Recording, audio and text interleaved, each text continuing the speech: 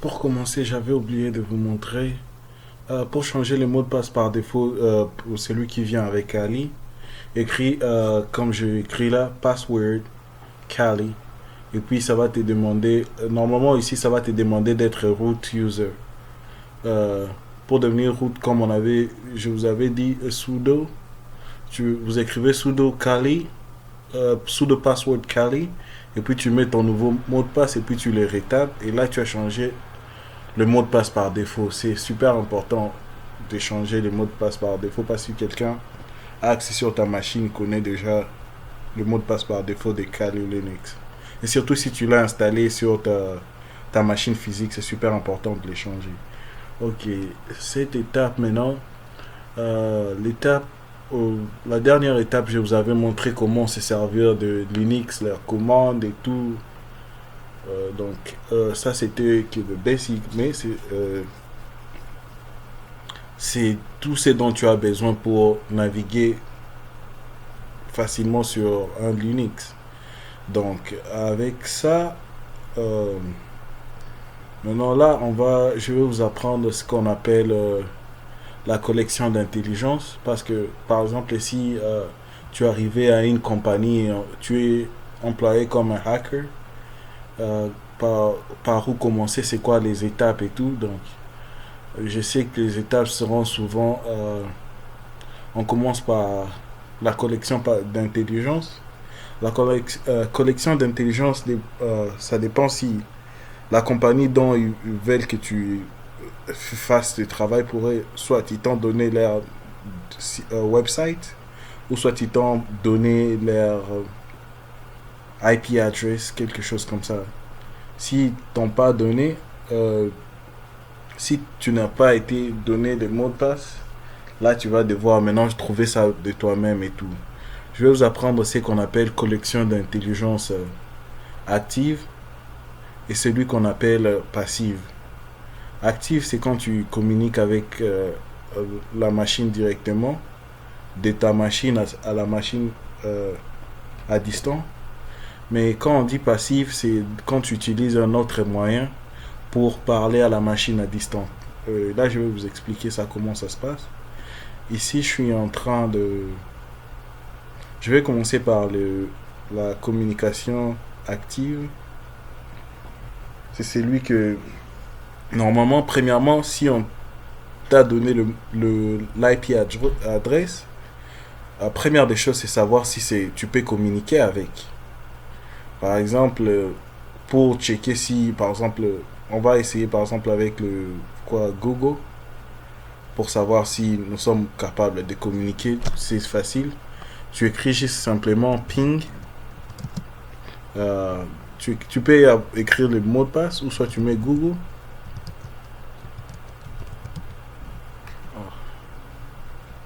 Tu écris ping,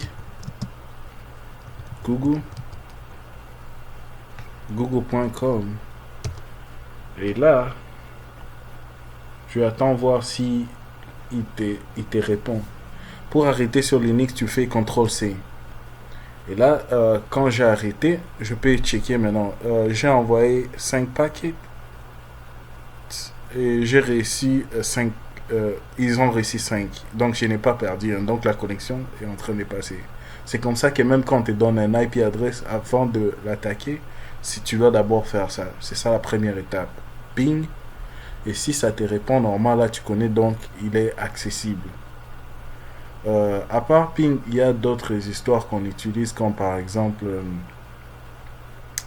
euh, et ce qui est bien avec Ping, vous verrez là, ça vous a révélé l'adresse IP de votre cible. Il vous a révélé l'adresse IP de votre cible ici. Et là, on va servir d'autres histoires, d'autres outils, comme par exemple, on va utiliser NSLOOKUP, on va utiliser il y a plein d'autres, il y a plein d'autres moyens qui avec quoi tu peux collecter l'intelligence à distance. Euh,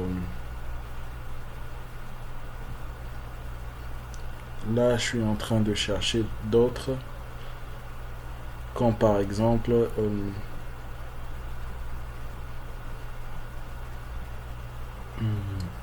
Celui-là a été ping. Ping nous a révélé l'IP adresse de Google ici. Et l'autre, il y a l'autre qu'on appelle Whois. Je peux mettre par exemple Whois Google ou Facebook. Ça marche aussi.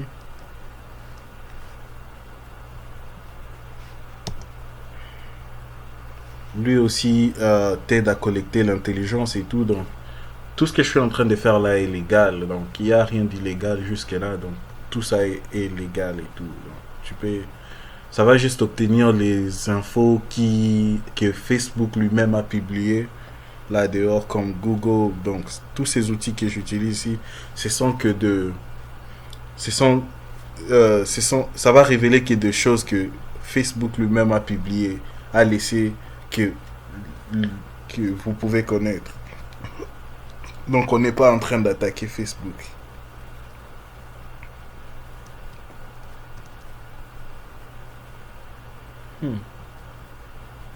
Pourquoi? CTRL-C. Machine à planter, je ne sais pas pourquoi. Pourtant que cette machine ne plante pas souvent. Je ne sais pas pourquoi il a planté là.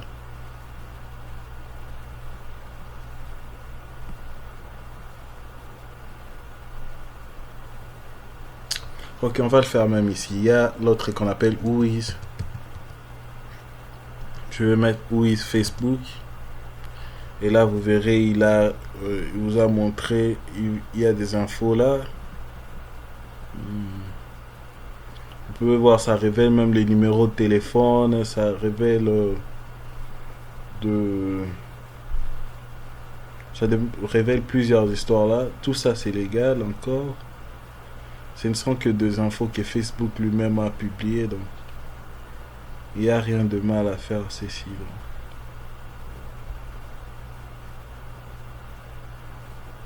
Et je cherche où il y a l'IP adresse.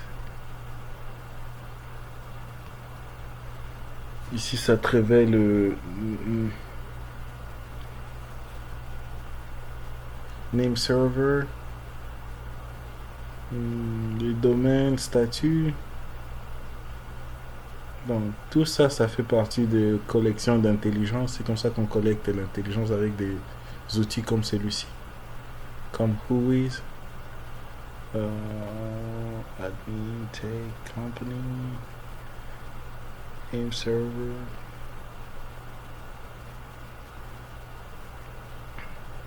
Toujours la collection d'intelligence. On peut essayer aussi l'autre qu'on appelle host. Tu peux écrire host à Google.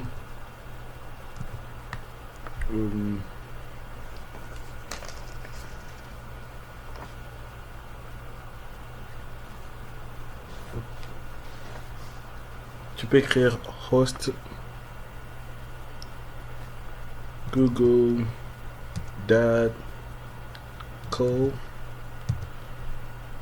.uk. Là, vous verrez, il vous a révélé aussi l'adresse IP et IPv4, donc IPv4 et l'adresse IPv6 ici. Celui-ci qui est fait de 32 bits et l'autre ici de 128 bits. Il vous a révélé aussi ça. Et ici, j'ai même vu les Simple Mail Transfer Protocol. C'est pour les emails, l'adresse de leur adresse pour mail. Ça, comme ça signifie là. Waouh. Donc, vous voyez l'histoire comme ça.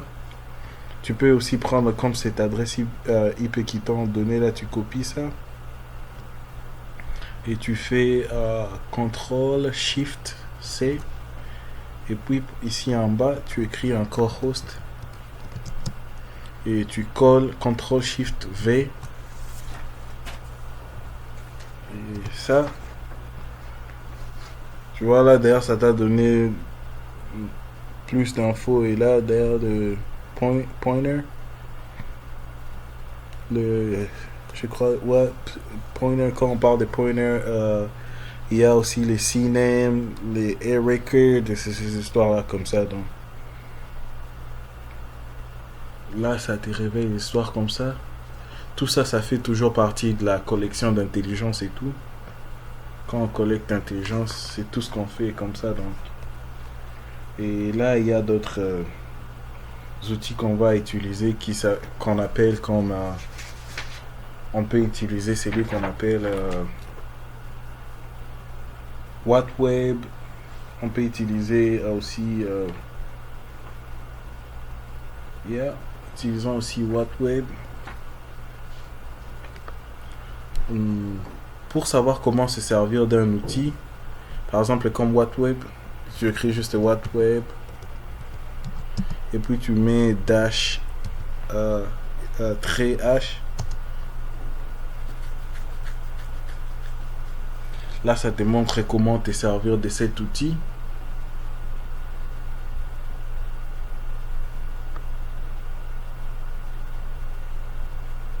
Oui, là même, vous voyez. Là, ça t'apprend comment servir de cet outil. Tu peux voir, donc tout y est là, comment s'en servir et tout. Et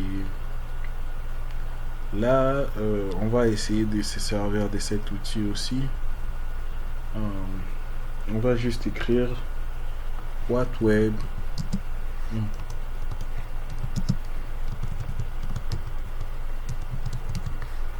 WhatWebGoogle.com.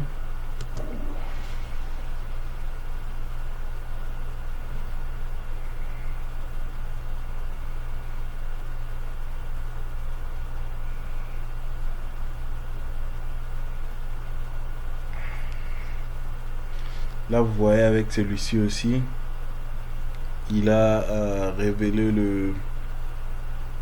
l'adresse IP est là. Voyons ce qu'il a. Le pays, country, il montre, il est en Amérique, United States.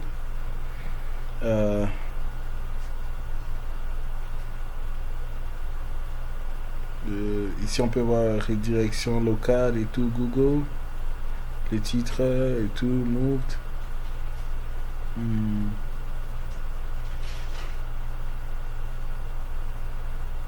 On peut voir ça. Il y a plein des histoires là. Vous pouvez voir HTML5.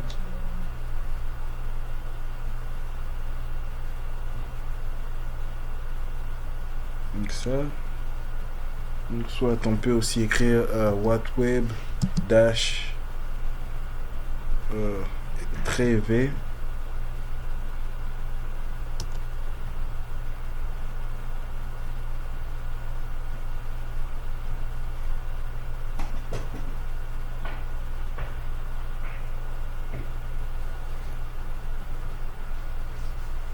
Là, c'est un peu plus détaillé, donc chaque section avec sa partie. Au lieu que comme c'était là un peu vague et tout, donc un peu difficile à lire. De cette façon, c'est un peu plus facile à lire et tout, donc tu peux lire. Avec ça, tu peux lire facilement. Vous voyez la partie où il y avait l'IP adresse et tout, donc ça, c'est un peu plus détaillé quand tu fais comme ça. Facile à lire et tout, donc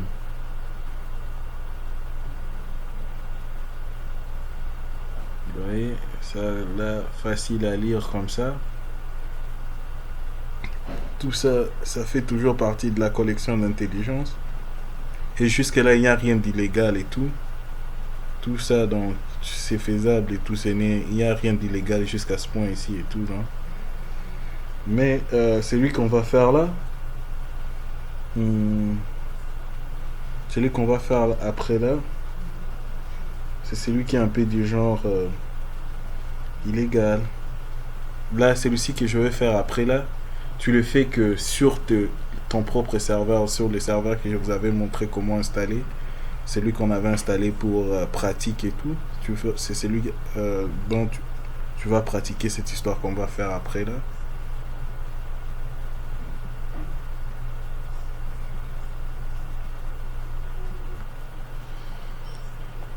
Ici, il y a l'autre que je vais vous montrer comment tu peux faire WhatWeb. Je vais scanner tout le range de mon networking. Mais le problème est que je ne connais pas l'IP adresse de mon routeur. Donc, pour découvrir l'adresse IP de ton routeur. Je vais vous montrer comment le découvrir facilement avec des commandes. Je vais ouvrir un autre terminal. Ici où nous étions là. On va voir si ça marche maintenant. Ça marche maintenant. Je ne sais pas pourquoi ça avait planté. Et pour, euh, pour découvrir le quoi, l'adresse IP de ton routeur, tu écris sudo ARP A. Avec ça, ça va révéler le quoi.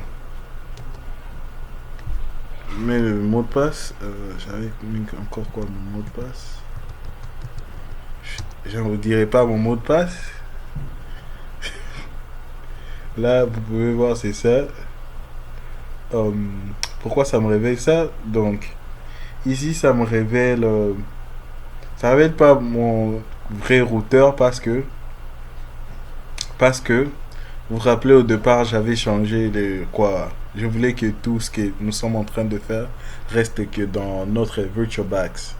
C'est pourquoi la première adresse ici que vous voyez là, c'est ce que le système m'a offert, qu'on avait configuré là.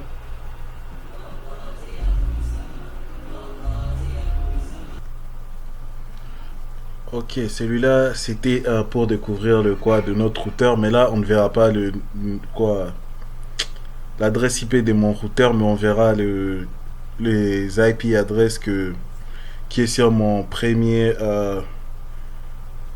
quoi, ma première carte internet, et celui qui est aussi sur 80, que je vais vous montrer là pourquoi ça montre ceci. Et le premier ici, parce que je suis celui-ci, ça m'a attribué les 10.0.2.1. C'est parce que je suis sur un NAT Address Translation Network, parce que je n'ai pas mis bridged. Si je mettais bridged, ça pouvait marcher, mais ici je n'ai pas mis bridged parce que quand tu mets les NAT Network, ça va t'attribuer un IP adresse donc que lui-même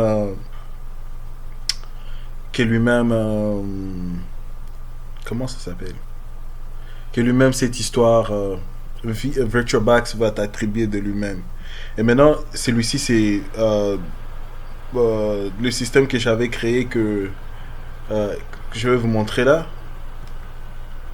Quand j'avais créé cette histoire ici, c'est pourquoi quand je suis venu là, quand je suis venu ici, mon DHCP a choisi de commencer à m'attribuer l'IP adresse. Tout ce qui est sur mon network aura cette adresse IP. Tout ce qui est sur mon network aura cette adresse IP ici. Et là maintenant, ok, on va rentrer là, je vais vous montrer pourquoi. Donc si tu veux découvrir l'adresse IP de ton routeur, c'est ça la commande. Sudo ARP et puis -A. C'est comme ça que tu découvres l'adresse IP de ton routeur. Et l'autre que je vais vous montrer, ça s'appelle aussi, ça c'est aussi une commande pour network, sudo netdiscover. Juste comme ça, et là, voilà, c'est en train de scanner. Là, il est en train de scanner pour voir le machines qui sont sur mon network. Et là, au-dessus, il est toujours en train de scanner. Il est en train de chercher et tout. Jusqu'à ce qu'il va... quand il découvre, il sera là en train de les reclasser tous. Pendant que celui-ci est en train de fonctionner, on peut encore ouvrir un autre onglet. Ce que je vous avais dit, la beauté avec Linux, c'est que tu peux multitasking. Tu peux faire plusieurs histoires au même moment, pendant que les autres sont en train de...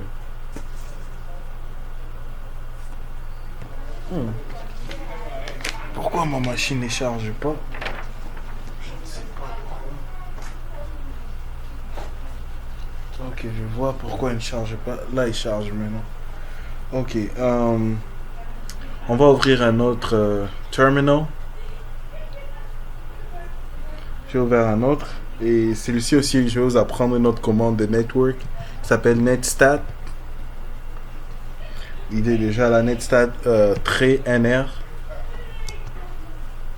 Celui-ci, ça révèle là mon IP address qui est le. Je suis sur adresse translation. Je vais vous montrer pourquoi ça monte comme ça. On va encore ouvrir un troisième. Ou soit sur le même. Ici, on peut écrire ifconfig. Vous verrez là, c'est celui-ci, ma première carte, qui est celui qui me donne la connexion. La deuxième carte ici est la deuxième carte que j'avais ajoutée comme ce système, le système où les machines communiquent dans mon VirtualBox. Au lieu que s'il y a des scans qui sont agressifs, que ça ne parte pas dehors. Si tu veux que si tu veux que ta machine, parce qu'il y a d'autres surtout quand il y a par exemple de cette histoire que je voulais vous montrer, comme par exemple sur WattWeb, quand tu fais par exemple, tu veux scanner par exemple les ranges de ton network, ça va compliquer parce que j'ai mis un NAT network qui est un peu différent. Je vais vous montrer là. Tu viens là, tu viens sur settings, tu viens sur network. Ici, ça c'est ma deuxième carte adaptateur, c'est celui qui me donne celui qui commence avec 192, 100, 168, 56. C'est celui-ci, la deuxième carte ici, à partir d'ici, qui est sur host only, qui permet mes machines de communiquer entre eux. Donc si j'ai scanné, ça va juste communiquer dans le VirtualBox. Et la première carte ici est celui qui m'amène maintenant sur Network. Je l'ai mis sur NAT Network. Si tu veux avoir le même IP adresse que celui de ta machine physique, tu viens ici sur Bridged. Quand tu cliques sur Bridged, tu auras le même IP adresse que celui de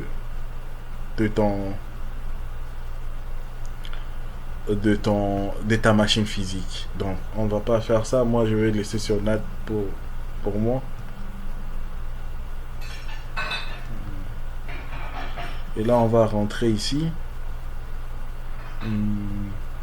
Je vais aller voir si ça a fini de scanner. Et le troisième ici qui dit hello, c'est ton loopback. Nous tous, sur ta machine, tu auras toujours les loopbacks. C'est quoi ta communication si directe de ta machine et tout. Nous tous, ça a toujours été 127.0.0. Nous tous, on aura la même chose et tout. Ça a toujours été comme ça. Quand donc ta machine va communiquer entre elles-mêmes et tout. Donc. C'est pourquoi l'abréviation, les hello là, c'est loopback. Et ici, on a init, ce que ça dit ici, c'est comme ton IPv6. Vous verrez l'adresse IP IPv6. Et le premier là, c'est IPv4. Donc 4 et 6 sont là.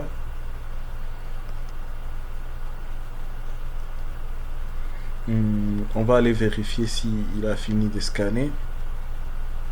Vous voyez là, il a déjà découvert celui-là. Il est toujours en train de chercher. Ça serait beau si j'étais sur la même si j'étais sur le même IP adresse que celui de ma machine physique.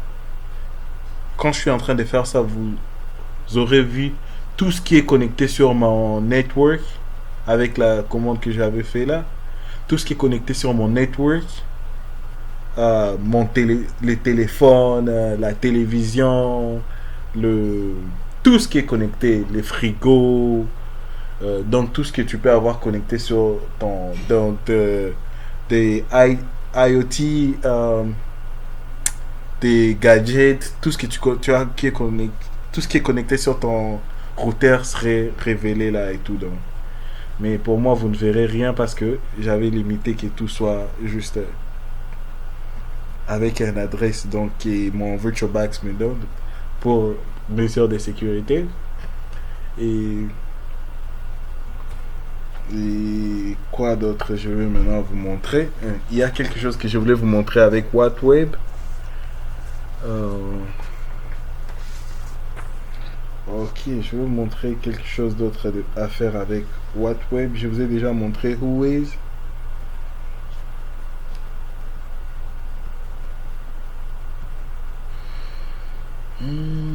Ok, on est de retour ici.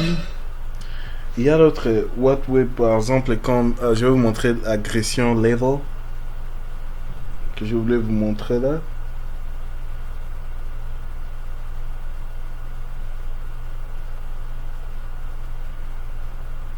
Ici, c'est pourquoi je vous disais que si ça serait super important si je ne crois pas que ça va marcher, mais on va essayer. Je vais vous le montrer juste. Je vais vous le montrer juste pour.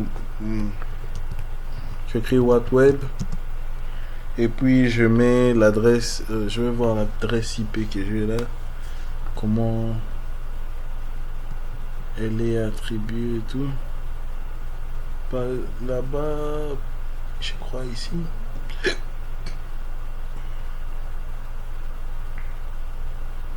192, 168, 56.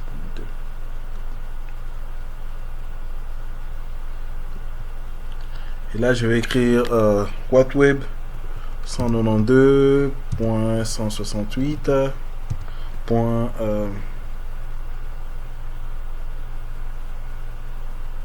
Normalement, c'est comme ça que je devais écrire ça. Avec ça, c'est comme ça que tu es censé écrire, par exemple, euh, pour scanner tout ton network. Mais pour moi, ça ne va pas marcher parce que cette IP adresse est un peu identique à celui qu'on a dans nos maisons qui vient dans les routeurs et tout. Mais ici, la communication avec mon routeur est un peu impossible parce que si j'ai fait ça, de toutes les façons, ça ne va pas. Et ce que je viens de faire là, tu le fais que sur des machines. Vous avez vu, j'ai mis agression, le niveau d'agression 3. Donc, tu fais ça que sur une machine dont tu as la permission. Donc ta machine. Parce que si tu fais ça sur une machine qui n'est pas à toi, tu es dans des sérieux problèmes, des gros problèmes vraiment. Parce qu'il va révéler des histoires terribles là. J'ai cliqué là, il va pas marcher sur pour moi parce que j'ai un IP address.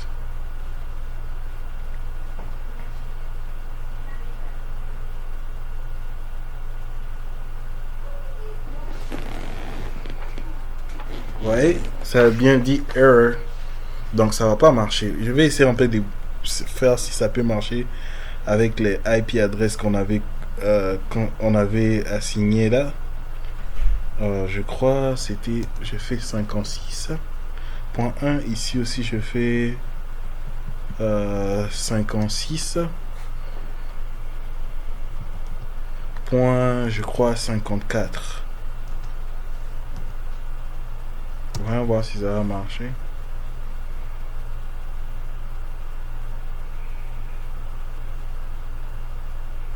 Toujours pas.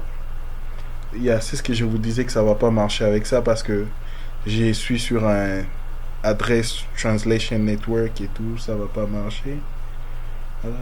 Essayons de mettre sur. Ok, je reviens, je vais essayer un peu quelque chose. Ok, ici celui-là n'a pas marché. On va essayer encore parce que avec ma configuration ici, mon IP adresse commence avec 10. Non, non, non, non.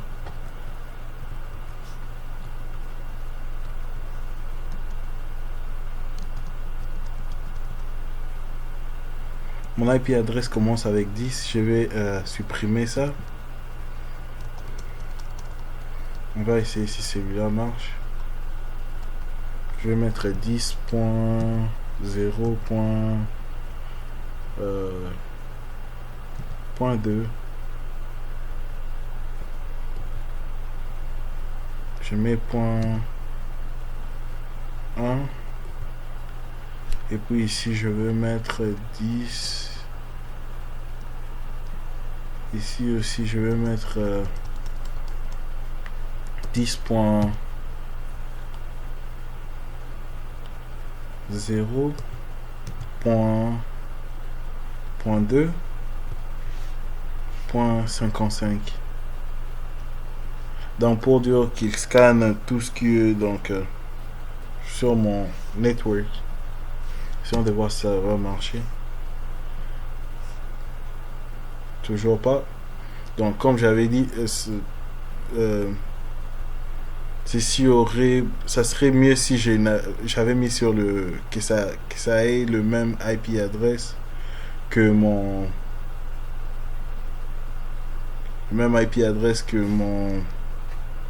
ma machine physique. Ça serait facile et tout, hein.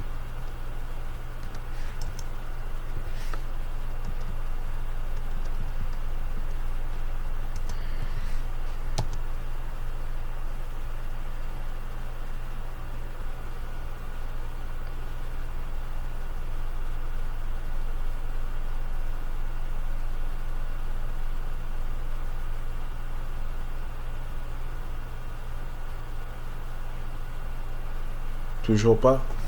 Je vais vous montrer comment s'en servir de cette histoire. Je vais juste scanner l'un de mes serveurs. Je vais allumer un autre serveur ici.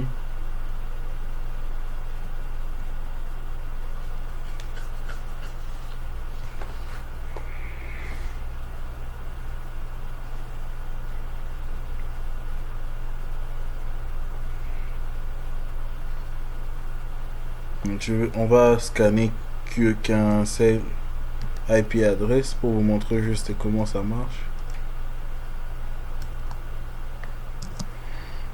C'était 192.168.56.11.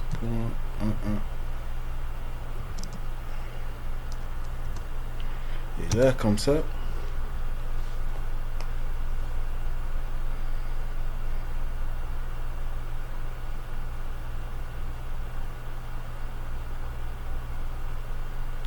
faites ceci que sur une machine dont vous avez permission. Vous avez bien vu là au-dessus, ça a bien dit agression level 3.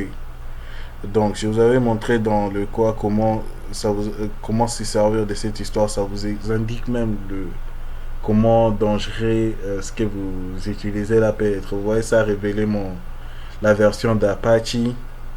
Ça a révélé la version de... Ça dit le système que j'ai installé, c'est un Debian Linux. Vous voyez là la version et tout. Donc comme je vous avais dit, c'est un outil à faire super attention avec et tout. Donc faites super attention avec celui-là. Utilisez-le que sur une machine dont vous avez la permission pour ne pas vous attirer de problèmes et tout. Donc là, je l'ai fait sur une machine qui est à moi, donc je n'ai aucun problème et tout. Et tout ça, toujours, ça fait partie de la collection d'intelligence et tout. Mais celui-là, je vous ai dit, tu fais ça que sur une machine dont tu as la permission. Et là, on va encore maintenant découvrir d'autres outils. On va utiliser un autre outil qu'on appelle The Harvester.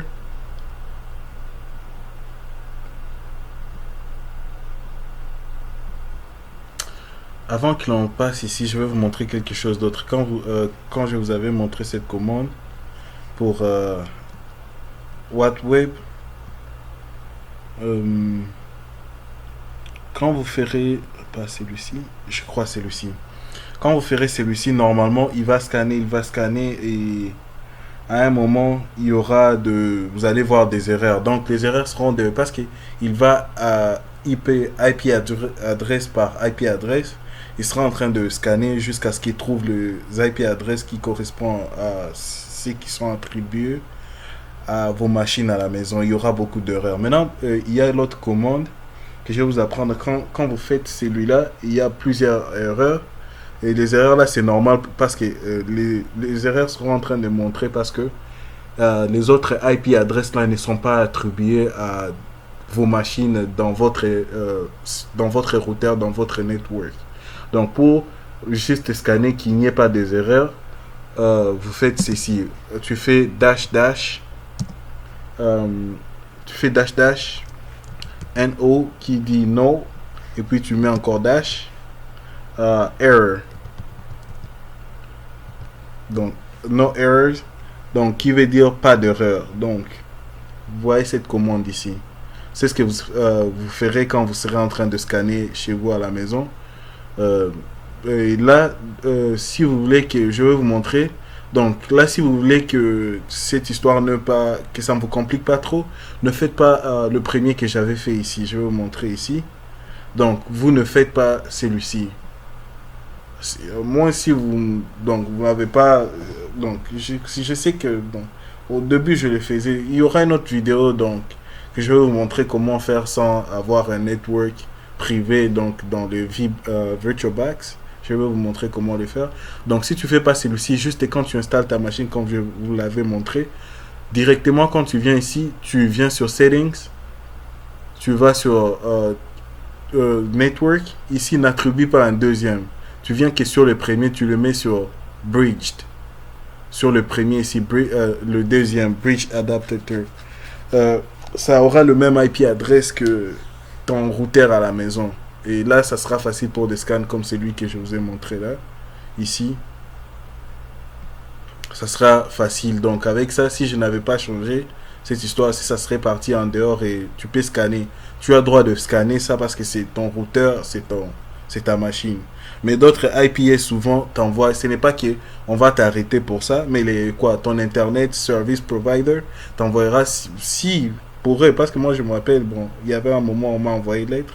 Et il y a d'autres fois quand j'ai utilisé la connexion sur mon téléphone, je n'ai jamais reçu une lettre parce que j'avais partagé donc la connexion sur mon téléphone, sur mon routeur et tout, l'histoire comme ça.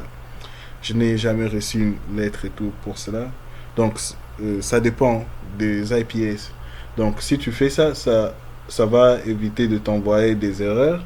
Et maintenant, comme hacker, des fois tu as besoin de garder tout ce que tu collectes comme intelligence dans un fichier, parce que écrire c'est un peu compliqué. Écrire tout ce que tu vois, comme par exemple, supposons que tu dois écrire toutes ces histoires ici, c'est un peu compliqué. Je vais vous montrer comme par exemple et quand tu fais ça, si tu veux garder ça copier tout ce que tu as fait là dans un fichier, tu fais encore très, tu mets log, tu mets trait, verbose, tu mets égal, tu écris par exemple comment tu voudras renommer ton résultat par exemple.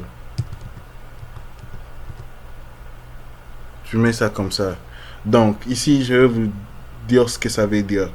Le WhatWeb va scanner ici, le WhatWeb c'est le tool ici qu'on utilise qui pour chercher. Ça va scanner donc ça va commencer par tout le IP adresse commençant par 11. Donc le premier, ça va aller par ici, ça va commencer à changer par 2, 3, 4 et tout celui qui ne trouve pas, qui n'est pas dans ton network, ça commencera à t'indiquer erreur.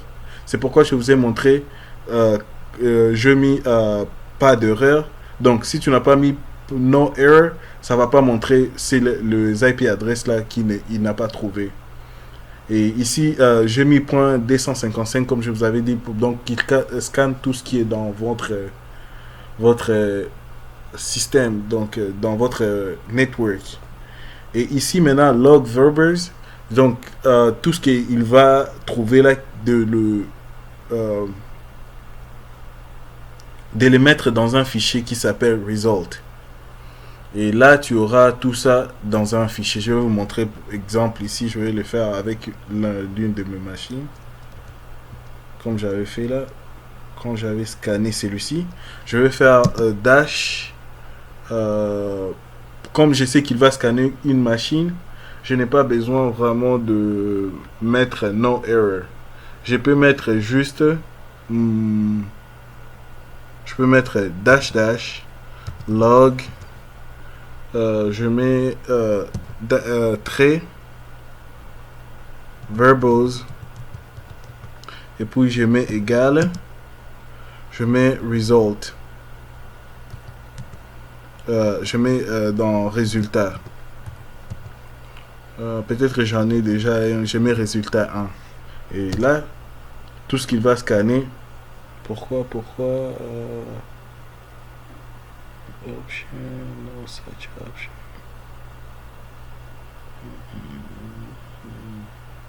Ok, je vais reprendre la commande.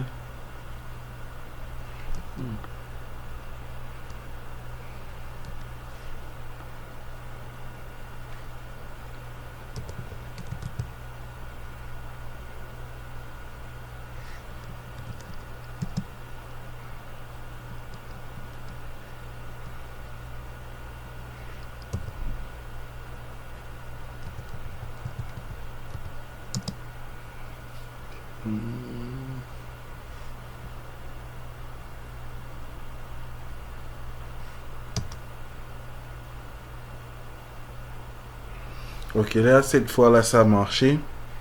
Je vais faire ls.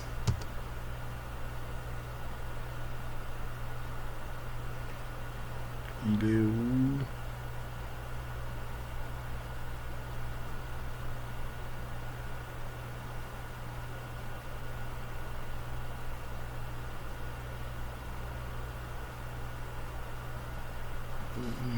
Il est où là? Je sais que j'ai rien créé ici. Je peux faire 4. Résultat.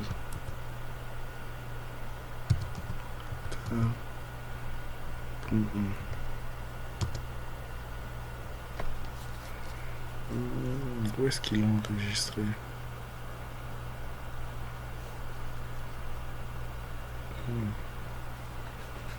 Il a copié quelque part, mais je ne sais pas où il a copié.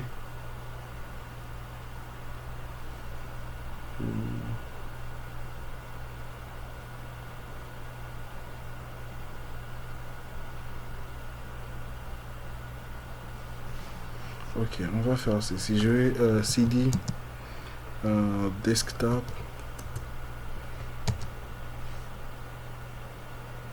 Oh, qu'est-ce que j'ai foutu là? C'est quoi cette commande? From can be installed. Install C sound. No, I don't want to install any pour now. Je voulais dire cd desktop. Et là, je vais prendre cette commande ici.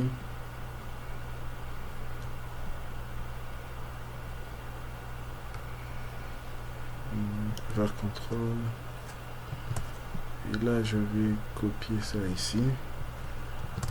Et là, je vais faire ça. Et je vais voir ls ici.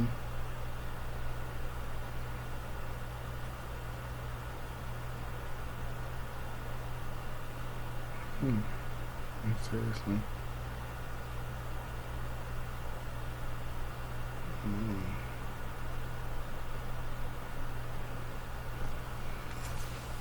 Pourquoi?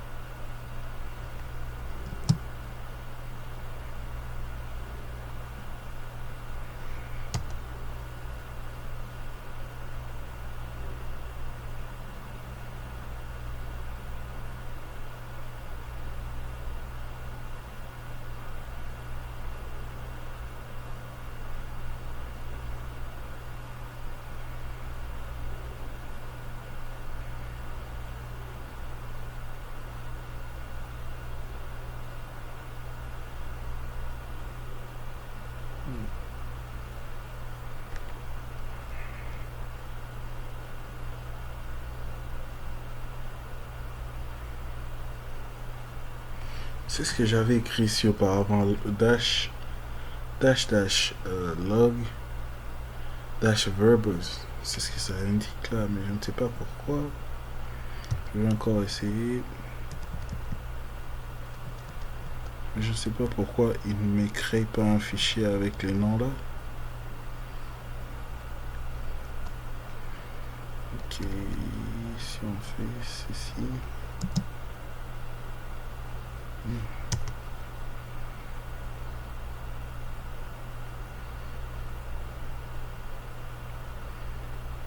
Yep, là ça marche. Donc vous voyez là ça a marché. C'était juste que il fallait se passer et tout, donc ça arrive et tout, donc vous serez en train de commettre le même erreur et tout. Alice.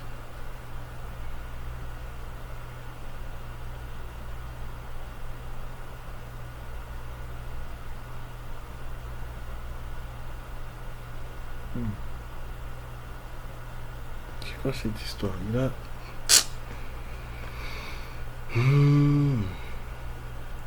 Il a copié ça en erreur, donc je vais faire 4.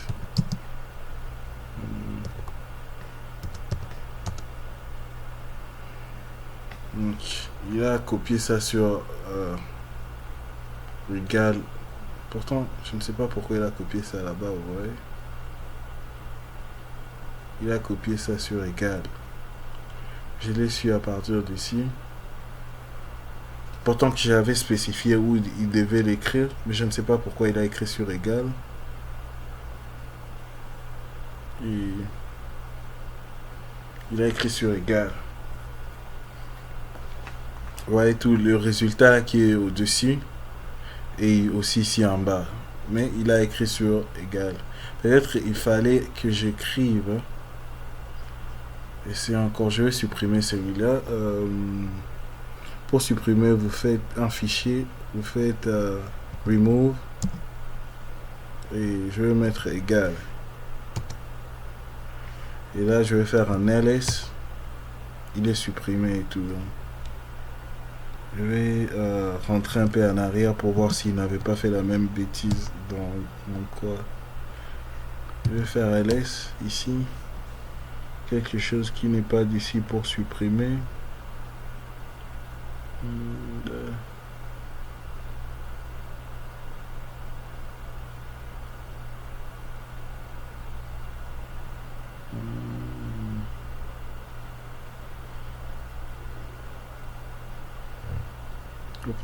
Apparemment ici c'est comme s'il n'avait rien écrit et tout, donc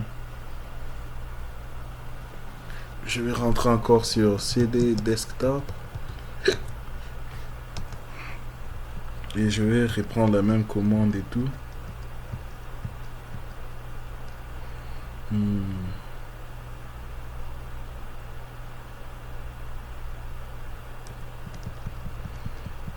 Je vais prendre la même commande. Là je vais faire ceci.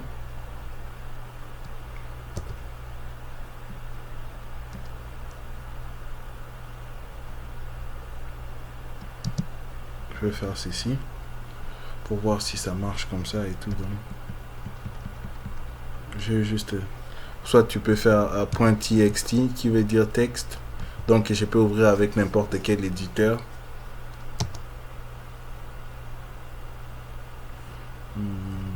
On va vérifier LX et LS.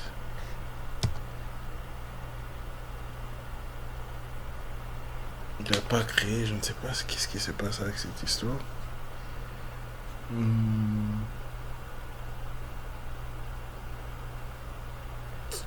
Ok, je vais enlever les quoi. Peut-être celui-là.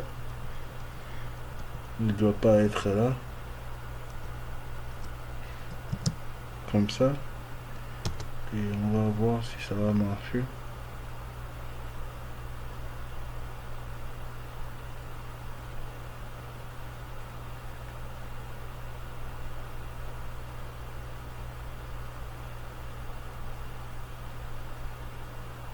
Je vais faire ls.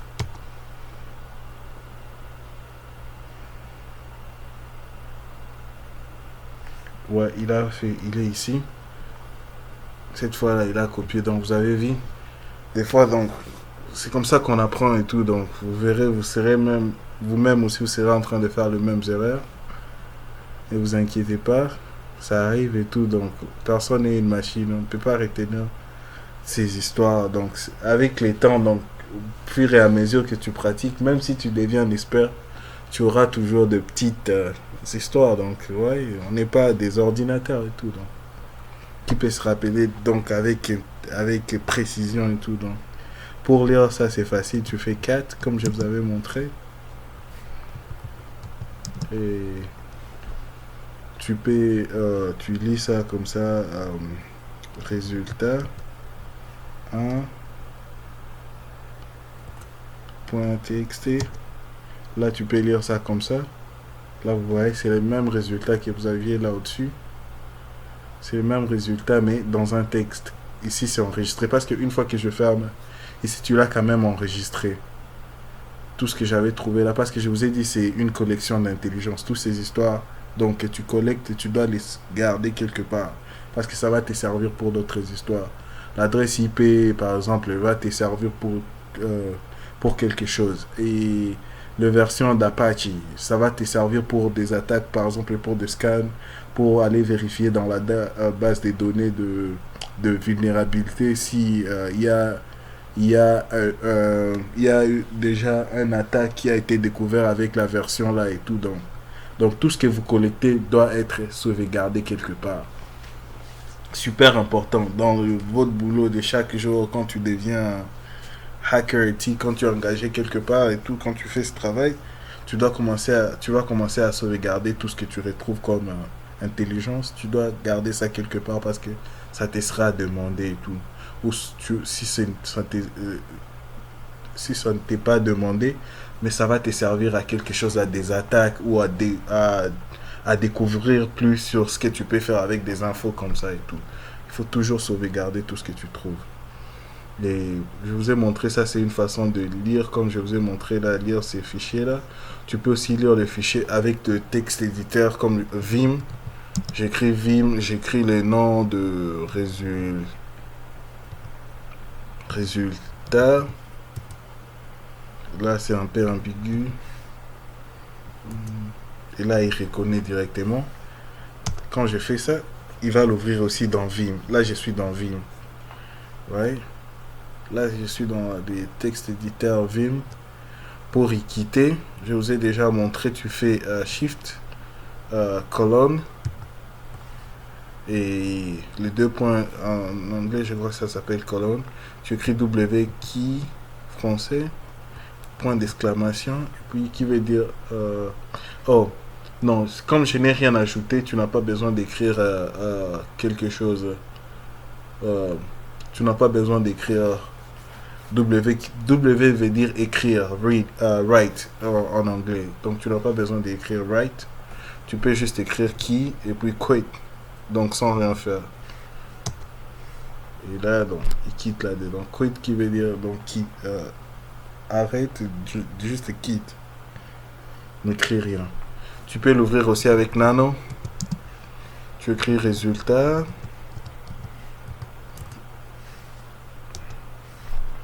Là aussi, tu l'as ouvert avec Nano. Ouais.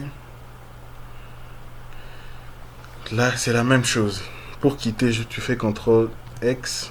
Tu quittes directement. Super facile.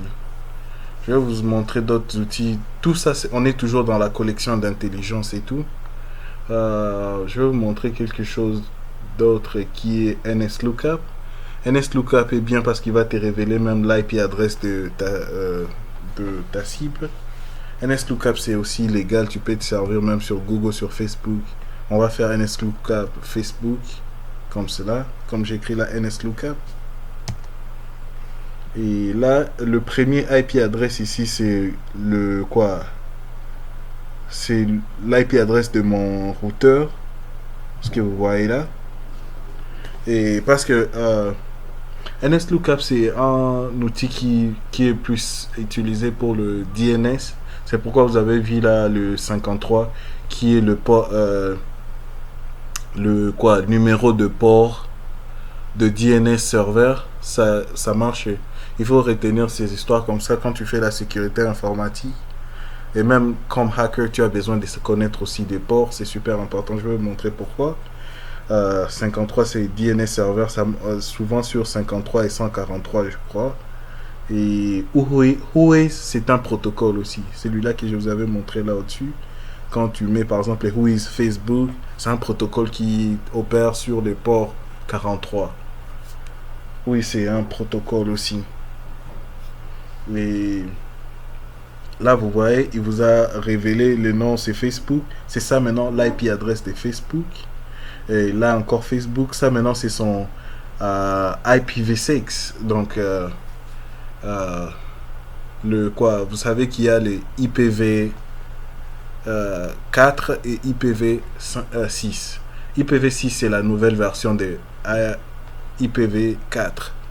IPv 4, on ne s'en sert pas trop, on sert ça plus à la maison parce que IPv6 4, on n'avait plus encore moyen d'avoir plusieurs IP adresses parce qu'il avait un nombre limité. Il avait un nombre limité, donc avec l'augmentation des ordinateurs, des internet, des histoires comme vos smartwatches, comme celui que vous utilisez chez Apple, nos téléphones, nos voitures sont devenues smart, tous nos climatiseurs, donc nos outils à la maison, les lampes, toutes ces histoires-là, ça ne pouvait pas suffire avec les IPv, avec cette version des IP adresses, ça ne pouvait pas suffire. Donc on était déjà en train de manquer les IP adresses, c'est pourquoi ils sont venus avec une nouvelle version qui est celui-ci qui a plusieurs blocs, celui-ci est 32 bits, celui-ci est 128. Donc sous-entendu avec celui-ci, pour qu'un jour on arrive à la situation où nous étions avec IPv4, c'est très très difficile parce que celui-ci peut faire des trillions, des trillions, des trillions, des trillions. Peut-être quand je serai vieux, quand mon nom, donc il y aura toujours des IP adresses. Donc c'est pas pour aujourd'hui, pour qu'on arrive à manquer des IP adresses avec celui-ci. C'est pourquoi on avait amené cette version ici, la nouvelle version, pour donc ajouter sur le manque là. Là on continue encore. Il y a plein d'histoires là. Je vais vous montrer.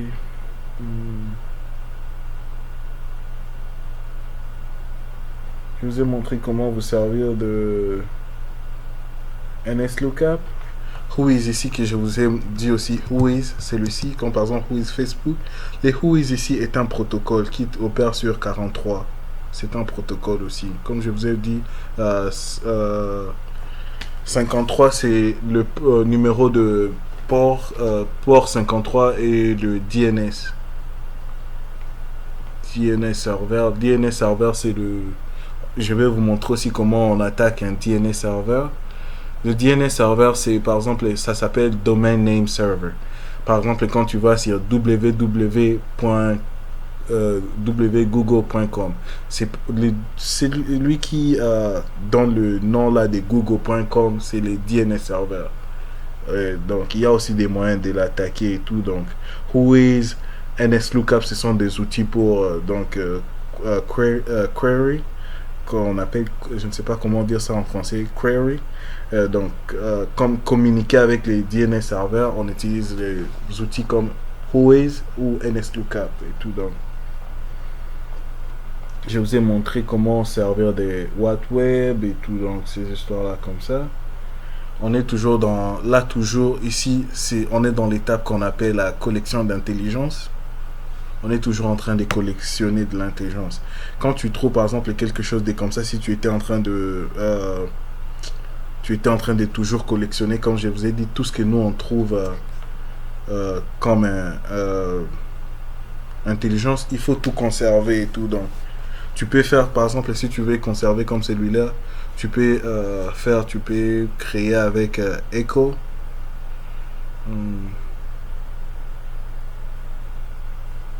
Tu peux créer Touch. Tu écris par exemple Facebook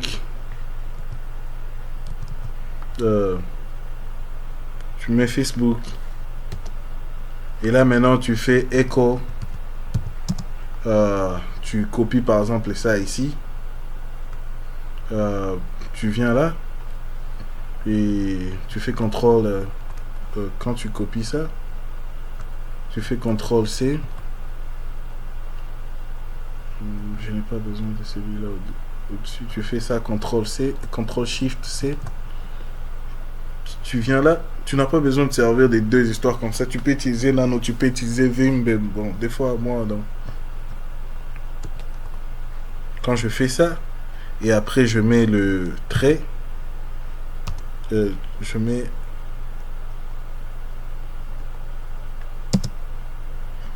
Quand je fais ça, je mets trait, je mets le nom de fichier où je vais copier ça. Vous voyez là?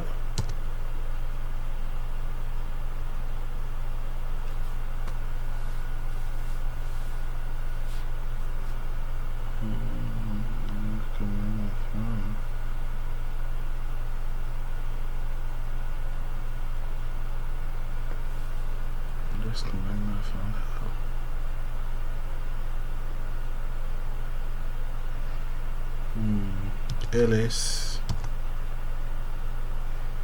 Il est là. Je vais faire Facebook. Je vais lire ce qu'il y a dedans.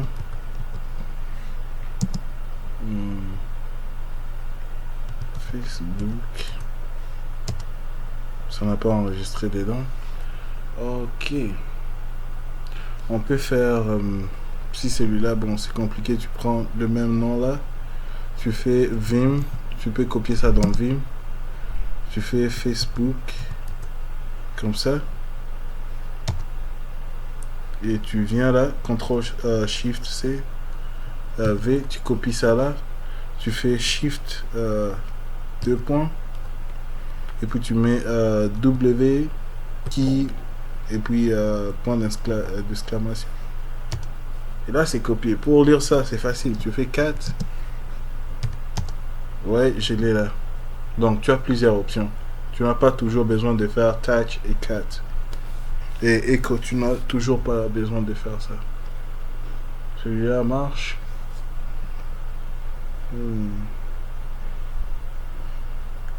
Quelque chose d'autre.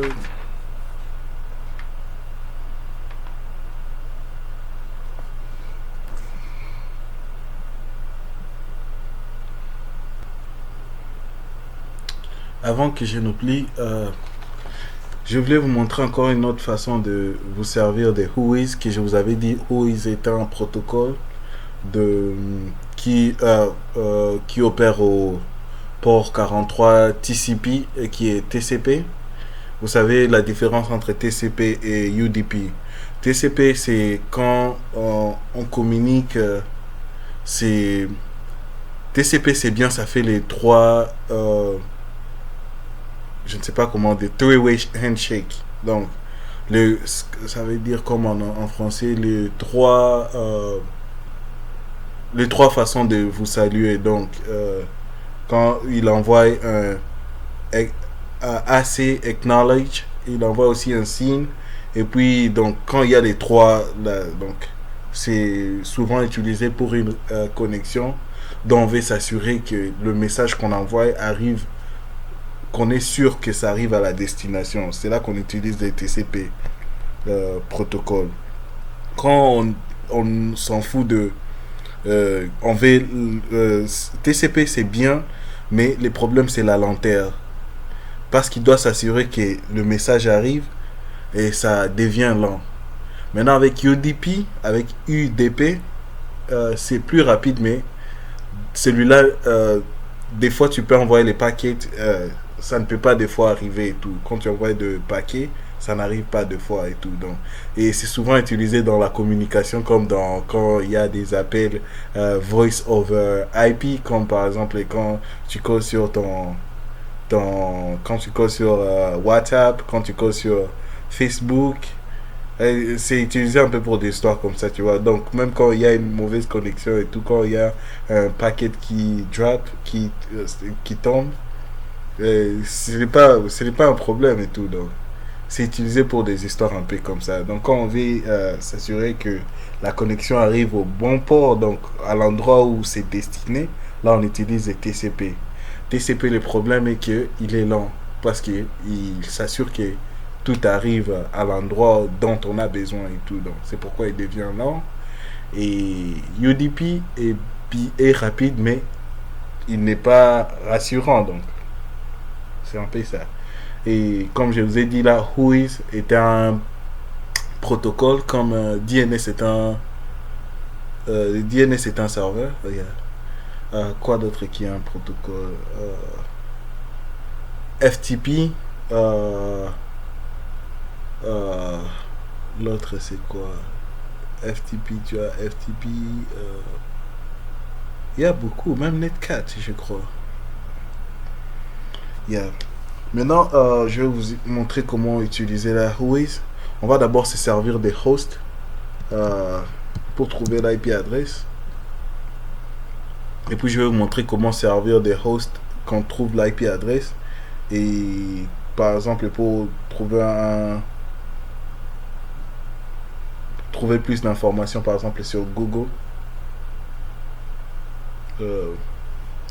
je vais faire host.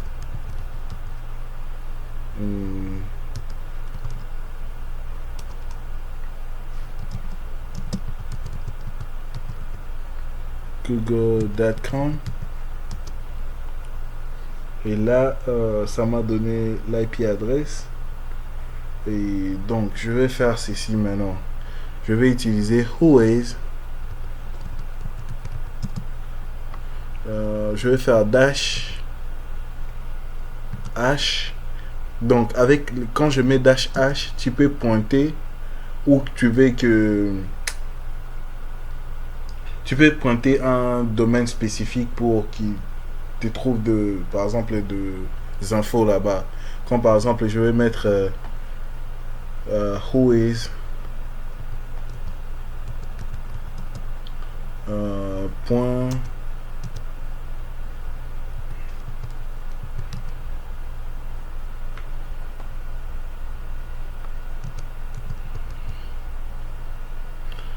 Et là, j'ai fait Whois, donc j'ai pointé où je veux qu'il me trouve des infos. Et je vais prendre cette IP adresse ici, comme par exemple celui-là, là. Ou n'importe quel donc, des résultats que tu as trouvé. Je vais faire CTRL. Je vais faire ça. CTRL SHIFT C. Et je vais le copier là. CTRL SHIFT V. Donc j'ai les H ici, j'ai spécifié où qui me trouve le résultat par exemple de Google, parce que j'ai pris l'IP adresse de Google, mais j'ai pointé où je veux qu'il trouve les résultats et tout. Donc, avec les H tu peux pointer, tu peux mettre comme Bing, tu peux mettre Bing, tu peux mettre Yahoo, tu peux mettre beaucoup de moteurs de recherche là, donc ça dépend de toi.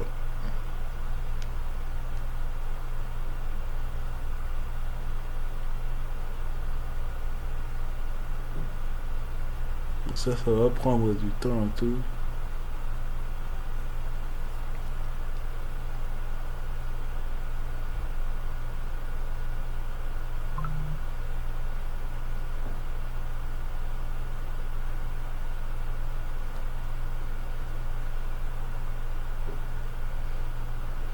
Pendant que celui-là cherche, on peut aller sur un autre terminal. C'est la beauté de Linux et tout. Donc. Celui-ci est toujours en train de scanner, vous voyez, je vous avais dit. Il est toujours en train de chercher, collectionner des IP adresses dans mon network. Il n'a pas encore fini. Pour arrêter ça, tu fais CTRL-C. Ça peut prendre, ça peut, donc, ça peut faire, donc, ça peut aller pour toujours. Là, j'ai arrêté ces processus. Apparemment, celui que je faisais de l'autre côté a presque fini. Je ne sais pas pourquoi il a timeout. Il a timeout parce que il y a d'autres serveurs qui ont un mécanisme qui cache, qui ne veulent pas que, par exemple, tu puisses extraire des infos sur leur serveur. Et ils ont un mécanisme qu'ils ont mis en place pour que ça ne révèle pas. C'est pourquoi il a mis la timeout. Donc, arrêté quoi. Il a arrêté, il ne pouvait pas trouver plus, c'est tout. Là, je vais vous apprendre un autre outil qui s'appelle Fierce. Hmm. Celui-là, tu écris juste avec celui-là, je crois. On doit devenir root user. Je vais mettre mon mot de passe. Hmm. Je vais juste écrire Fierce slash DNS Google. Alors, je vais mettre .com. Et je vais mettre les threads.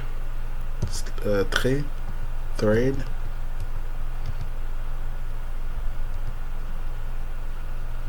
Je vais mettre 10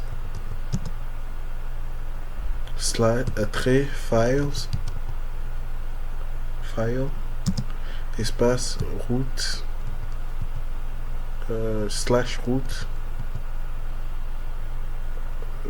slash, je veux que ça soit que ça mette ça sur, je veux que le donc le je veux que le résultat que ça va trouver, que ça le mette sur desktop.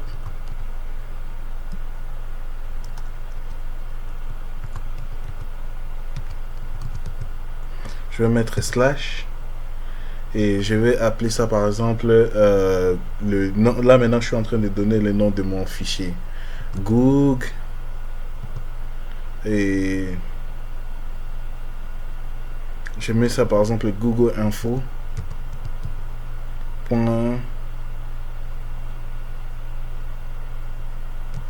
.txt txt qui veut dire texte.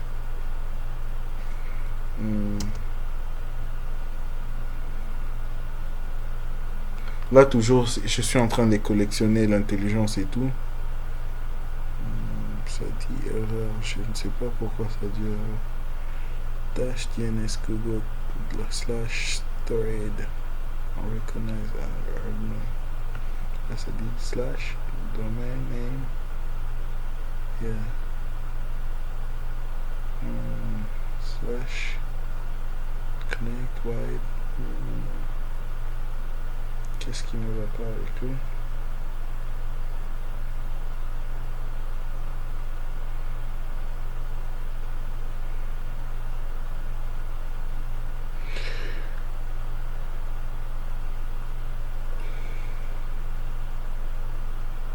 Je vais voir ce que où se trouve l'erreur. Ah, ok.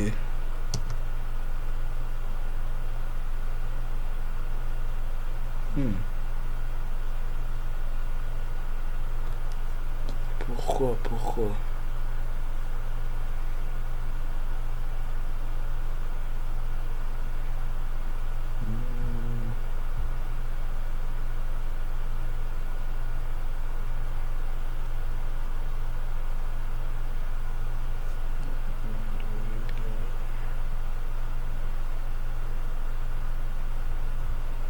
je suis en train de vérifier pourquoi ça me donne l'erreur et tout.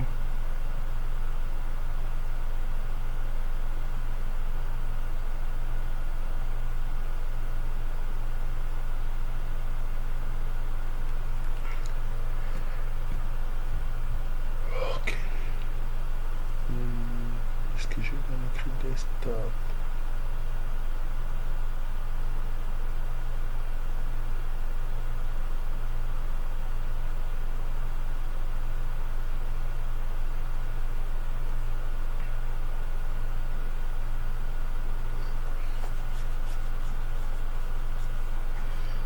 Quand par exemple tu n'arrives pas à te servir d'un outil, tu fais je vais faire trait H pour savoir comment s'en servir et tout. Et là ça dit for remark IP space.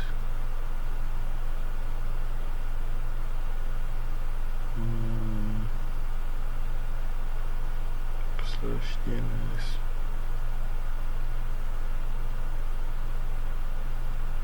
Okay. Slash DNS file.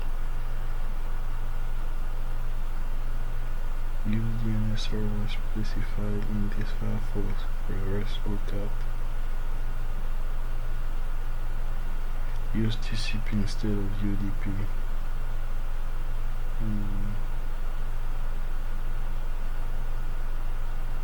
Ok, alors ça, est-ce que ça veut dire? On dit slash.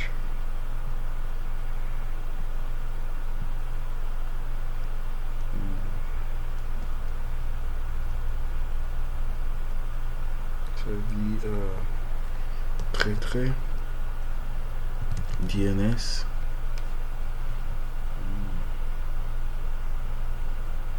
Oui, j'ai spécifié où je veux que ça se trouve.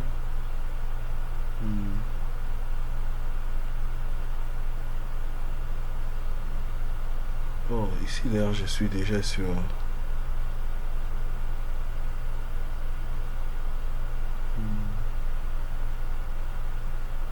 Je suis déjà sur desktop. Je ne crois pas que j'en ai besoin ici. Parce qu'il va copier déjà sur desktop.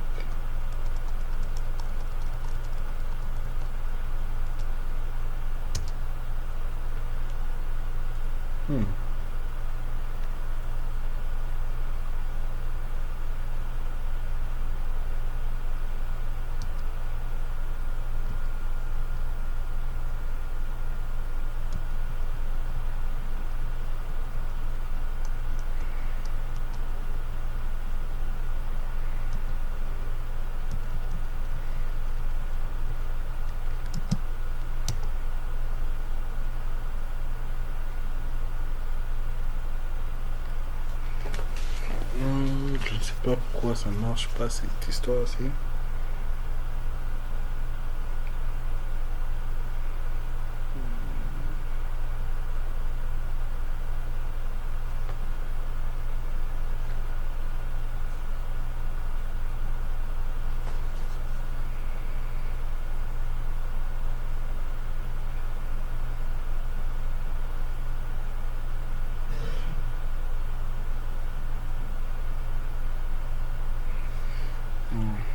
Comme celui-ci ne marche pas, on peut servir d'autres outils. Par exemple,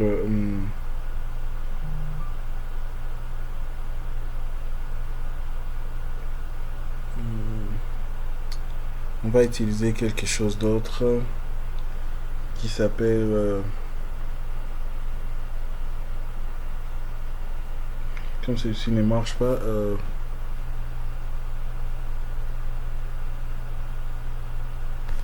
je vais regarder là.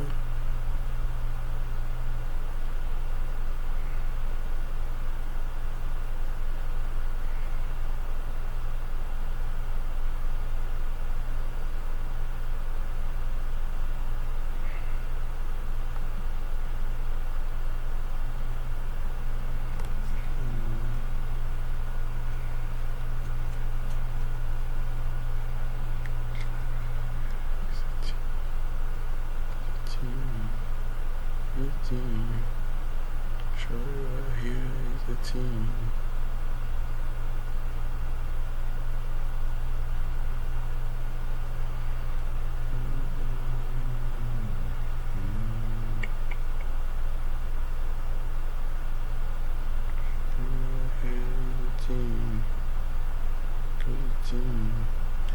Je vais utiliser l'autre quelque chose d'autre. On va faire sudo su. Je vais écrire mon mot de passe et là je vais on peut se servir de l'autre qui s'appelle Harvester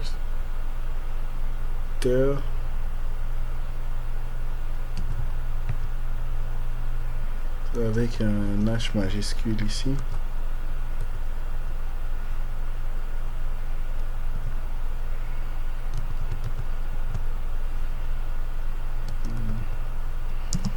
Et je vais mettre Ici, par exemple, quand je mettrai, je mets D, je spécifie où je vais de quoi, par exemple, je vais chercher des emails. Donc, ici, je vais vous expliquer ce que je suis en train de faire. Tout ça, je suis toujours en train de faire la collection d'intelligence. Donc, par exemple, pour attaquer une machine, il y a des étapes. La première étape est que l'étape qu'on appelle collection d'intelligence. La deuxième étape, ça devient maintenant énumération où il y a des scans. La première étape, c'est presque, il y a une partie qui est légale et quand il y a des clés qui sont légales et d'autres qui sont vraiment trop agressives, comme WhatWeb, quand j'avais mis agressif, que il faut être prudent avec. Ici, tout ce que je suis en train de faire est toujours la collection d'intelligence. Et c'est tout, je suis toujours à la première étape. La deuxième étape, c'est quand on commence à utiliser maintenant de clés comme Nmap que je vais vous montrer.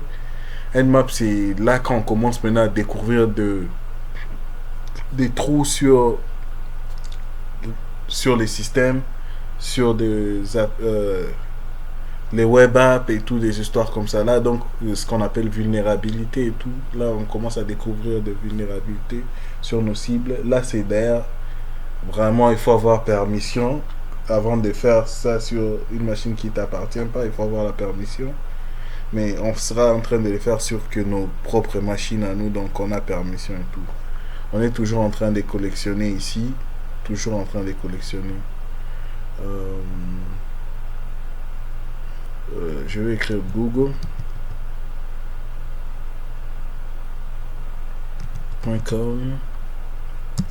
Maintenant, je mets je mets trait B pour maintenant dire donc tout ce qu'il est en train de chercher là, qu'il a cherché ça, par exemple sur Bing. C'est un autre moteur de recherche. Et je vais mettre trait L. Je vais spécifier qu'il fasse juste pour, par exemple, pas trop, je mets 50. Et je mets slash. Je spécifie où je veux que ça se trouve, qu'il aille mettre de quoi les résultats. Je vais mettre route. Je mets slash encore. Je mets desktop. Je mets slash.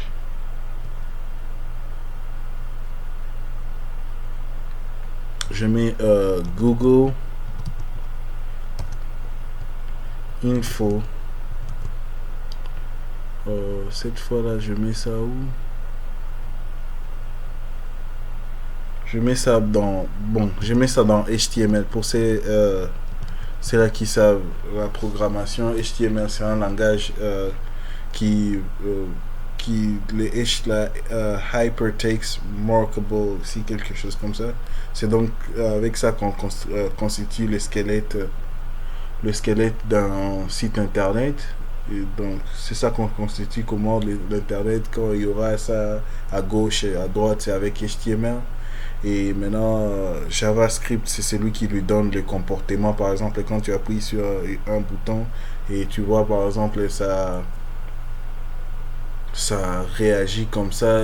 Par exemple, ça t'ouvre cette page, ou bien quand tu es en train d'acheter comme sur Amazon, ça c'est JavaScript qui lui donne un comportement. Et CSS, c'est celui qui lui rend beau quand tu vois toutes les couleurs là et tout. Donc, c'est là qui servent la programmation et tout. Ils savent de quoi je parle.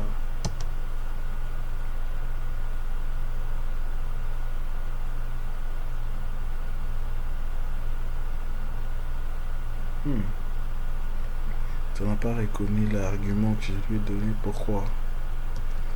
On va regarder ici encore.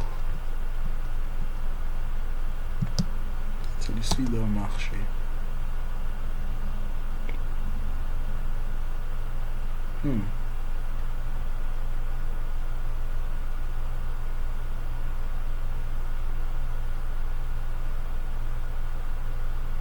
Pourquoi?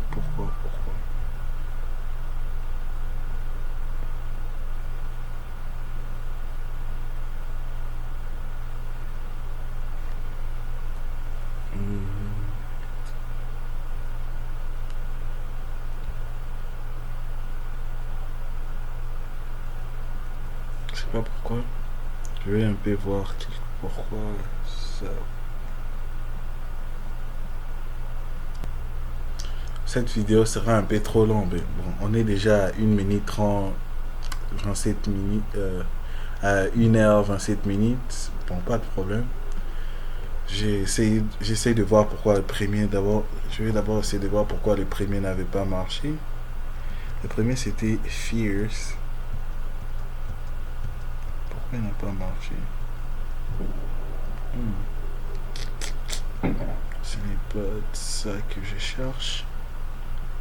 Je vais voir d'abord celui-là qui n'avait pas marché, c'était Fierce.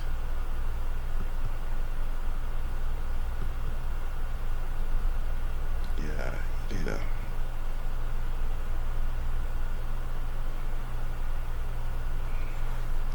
Yeah, j'ai écrit Fierce, trait DNS, google.com,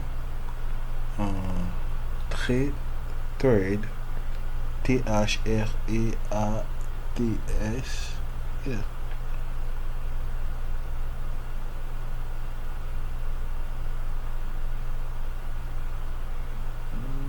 Peut-être les 10 doit être attaché à lui.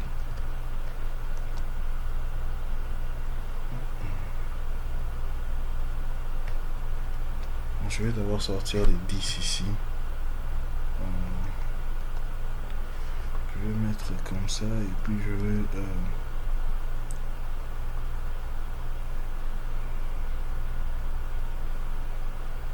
mettre sur entrée file.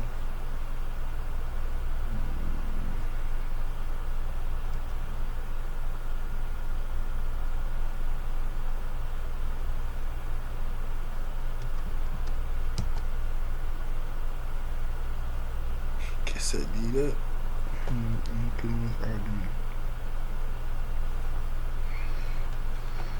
Dash DNS.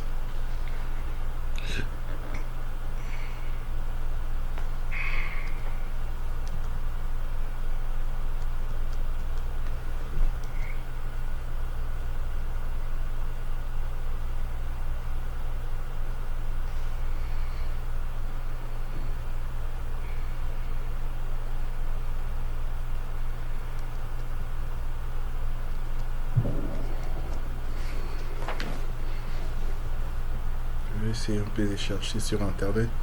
Comme je vous avais dit, à chaque fois qu'il y a un petit problème, celui-ci, je vais vous montrer aussi ça plus tard, pas maintenant. Je vais vous montrer aussi c'est quelque chose de super important quand tu es en train de faire la collection d'intelligence. C'est un database de exploits, donc où il y a des histoires qui, comme des attaques qui ont été découvertes et tout. Ok, de retour, je vais encore essayer. Celui-ci, on va essayer d'avoir de supprimer tout ce qu'on a là. Je vais mettre juste Fierce, Dash DNS.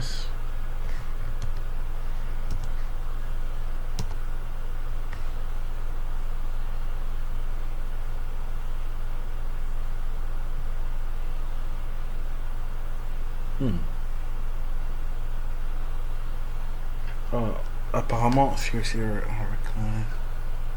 c'est comme s'il n'est pas, s'il n'était pas installé, il ne m'aurait pas donné l'histoire. Il vient déjà installé dans, il est déjà installé dans Kali Linux. Bon, on va utiliser quelque chose d'autre.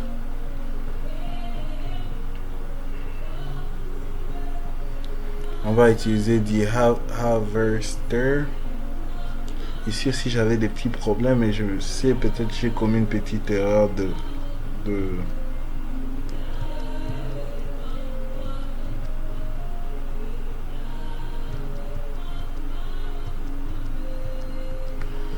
je vais juste copier ça ici.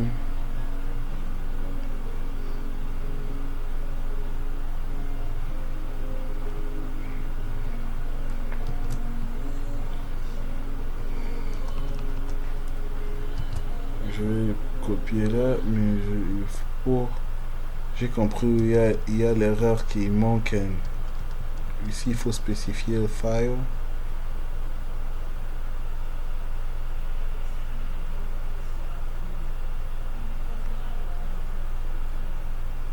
Dash F. Et puis, ici, je crois, ça sera ainsi.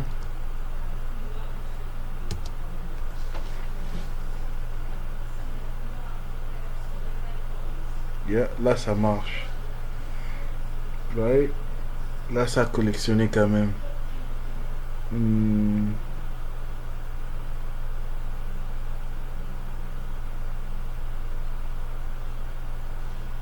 Ouais, ça a apporté des résultats. Ouais. C'est parce que j'avais spécifié que 50. Donc, ouais, ça a trouvé les hosts. Et ça a mis ça dans un file qui s'appelle HTML. Google. Je vais vous montrer aussi comment lire de tels fichiers.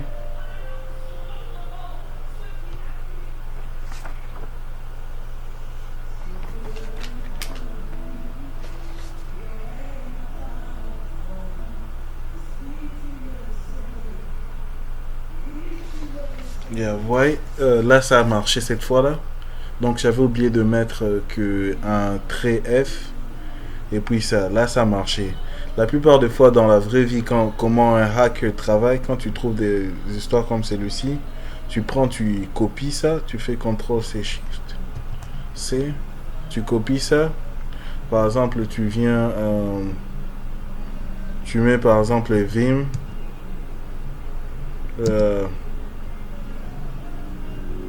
Normalement, moi, des histoires comme ça, je crée un dossier. Je ne mets pas ça juste dans un fichier. Je vais créer un dossier, par exemple, je fais CD desktop. Je mets ça sur mon desktop, comme ça. Et puis, je fais mkdir. Je peux appeler ça, par exemple, le dossier, je donne ça un nom, par exemple. Hmm, le dossier, je peux donner ça un nom comme, par exemple, recherche. Google. Hmm, je mets par exemple Google. C'est comme ça que j'ai donné le nom du dossier. Et là, j'ai fait un ls. Le dossier, quelque part, il est là. Je vais aller dedans CD recherche. euh,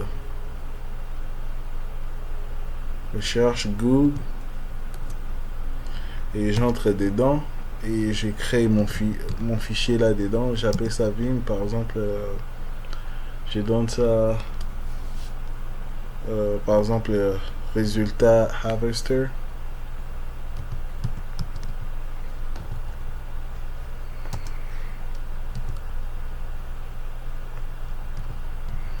Quelque chose un peu du genre.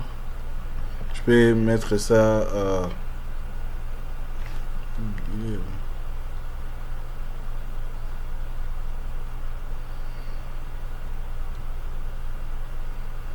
apparemment, tu n'as même pas besoin parce que j'avais déjà mis ça dans un fichier et tout. Ouais, tu n'en as pas besoin. Tu n'as pas besoin de créer cette histoire-là que j'ai créée là parce que tu avais déjà créé un fichier pour ça, pour les résultats et tout. Tu avais déjà créé un fichier que je vais vous montrer. Ça est déjà sur desktop. Je m'excuse pour la petite erreur là. J'avais déjà spécifié ici le F ici qui veut dire file. Et là où je veux que ça soit copié, ça est sur mon desktop. Et déjà le fichier là, je vais vous montrer comment ouvrir un tel fichier et tout. Je vais aller de l'autre côté pour supprimer dont je n'ai pas besoin. J'étais où là? Je crois que j'étais ici. Pas ici. Où c'est? Ici. On va supprimer tout ce que j'avais créé sur CD. Bon, ok. Je vais faire. Je vais faire. Je vais supprimer juste les dossiers.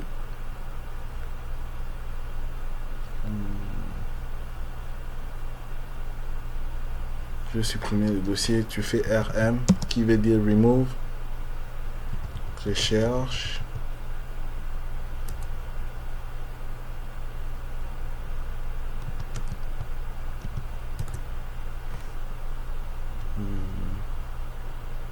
Recherche. J'ai appelé ça recherche. Google.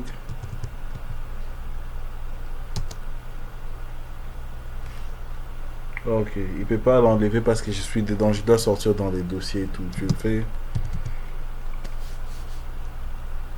Là, je rentre en arrière. Je ne suis pas dedans. Je reprends encore la commande et tout. Oh, ok. Rappelez-vous ce que je vous avais dit. Tu supprimes pas des dossiers de la même façon que tu supprimes des fichiers. Faut toujours vous rappeler ça. Ça arrive et tout. Tu fais trait R. Et là, on peut regarder. C'est parti. C'est déjà supprimé. Ça n'est pas là. Et je vais voir maintenant ce que j'avais créé pour le...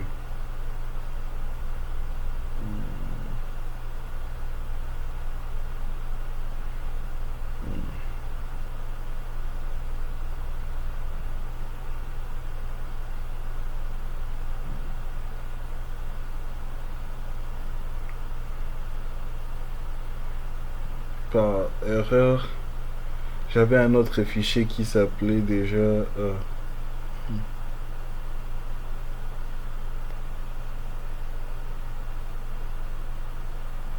Ah, celui-là a été créé dans Root Desktop. Donc ici, je ne peux pas voir celui-là.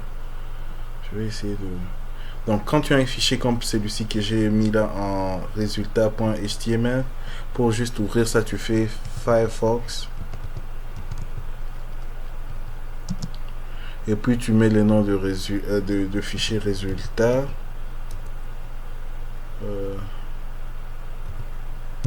Result.html.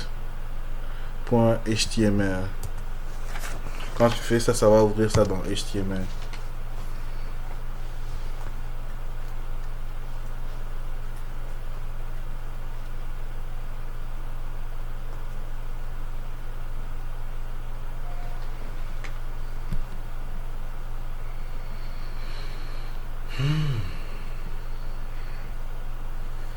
C'est comme ça qu'on ouvre de tels fichiers et tout.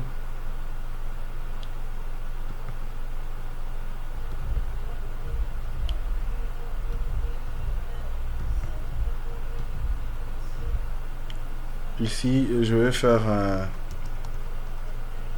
ls.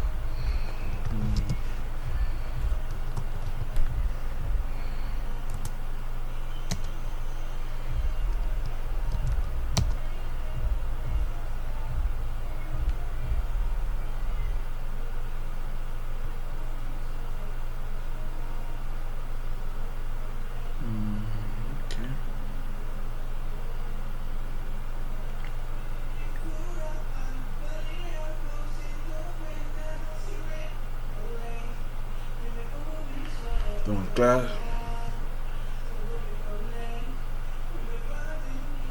je ne sais pas pourquoi il ne l'a pas copié quand je l'avais, mais si même il n'a pas copié dans la vraie vie, des histoires comme celui-ci, tu fais ça, tu copies comme ça, tu fais CTRL-C, CTRL comme ça, tu viens, tu spécifies où tu veux garder ça, tu fais Vim, tu donnes ça les noms, par exemple, Note, et puis tu copies là-bas comme je vous avais montré. Mais moi, je peux pas le faire parce que je n'en ai pas besoin et tout. C'était juste que je suis en train de vous montrer comment s'en servir et tout.